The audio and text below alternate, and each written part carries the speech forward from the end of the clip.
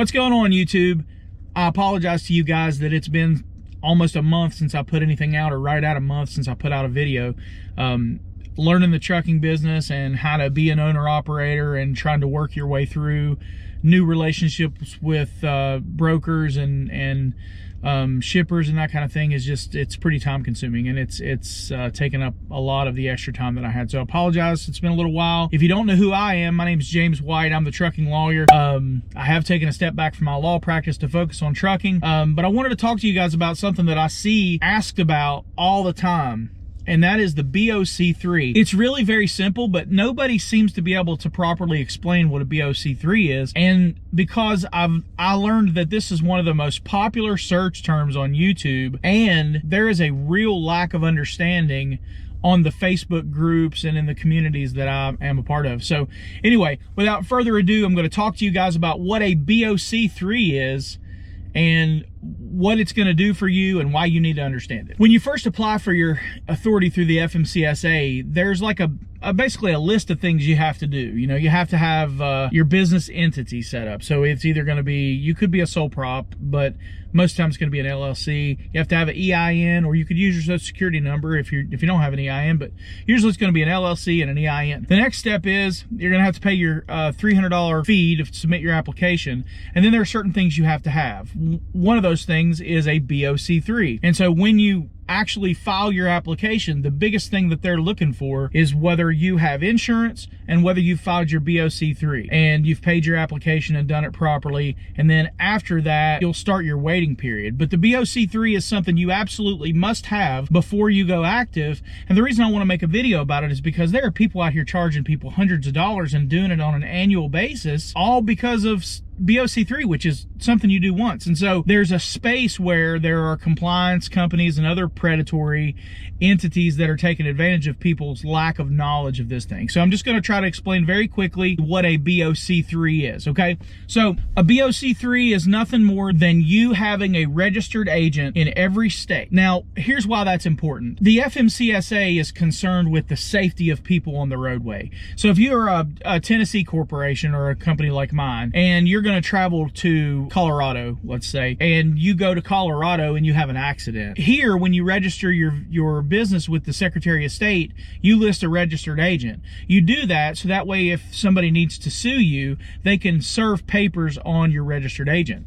So, you know, how do you handle that when your truck could be anywhere all over the country all the time?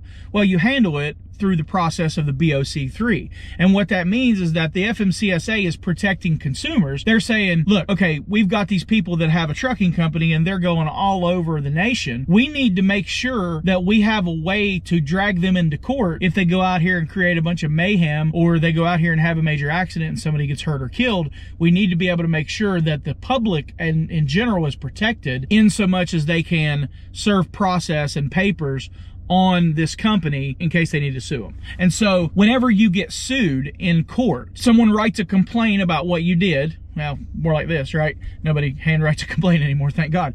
But some lawyer generally is going to type out a complaint about the things that you allegedly did to break the law. More times than not, this is going to be, you know, he ran a red light in his truck and he hit me, you know, and I had the right of way, and he hit me in the middle of the intersection in Knoxville, Tennessee, and as a result, I'm asking for damages, okay? So that's a complaint. When you submit that complaint to the court issues a summons, and that summons demands that the defendant in the case answer the complaint. The complaint and the summons together is called process. It's just a legal term of art. So you've got a complaint, which is what people said you did, and you've got a summons, which is basically a demand from the court that you give an answer in response, or you appear, or whatever the summons says you have to do. But usually it's, this person said this about you, you have 30 days to tell the court what your explanation is for this, okay? So that's an answer. But anyway, the point is the complaint and the summons that asks you to respond or come to court is called process. So when you get served, most of the time people will say you've been served, or people will talk about it and said, well, we've got papers. All that really means is that somebody has given you a copy of what somebody said about you, which is the complaint, and given you a copy of the summons, which tells you what to do in response to the complaint, and that is called process. And so a process agent is someone who can stand and be an agent of your company and say, yes, I accept this paperwork on behalf of ABC Transport. okay? That literally is all a process agent is. And a BOC-3 is nothing more than the FMCSA requiring you to designate a process agent in all 50 states. I'll put a link into the one that I used. It was $25. It's one time. You do it one time when you apply for your authority. If anybody's trying to convince you that there's an annual charge or that it should be more than $25, they're just trying to take advantage of you. I'll put a link in the description of the place that I use. It's $25. I've seen online people saying that it's even less than that. It's $20.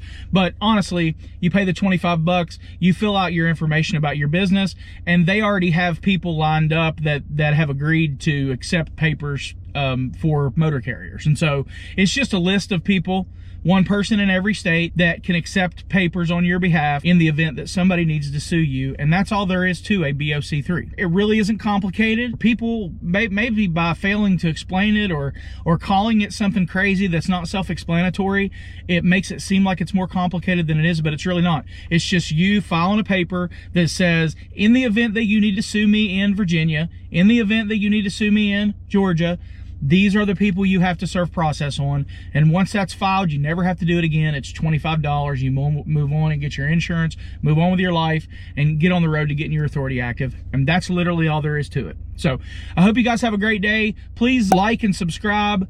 Give me a thumbs up. Comment on the comment section and let me know what you would like to hear about. If you guys want to give me suggestions as to the kind of content you're looking for, if there's something that I can answer for you, please reach out.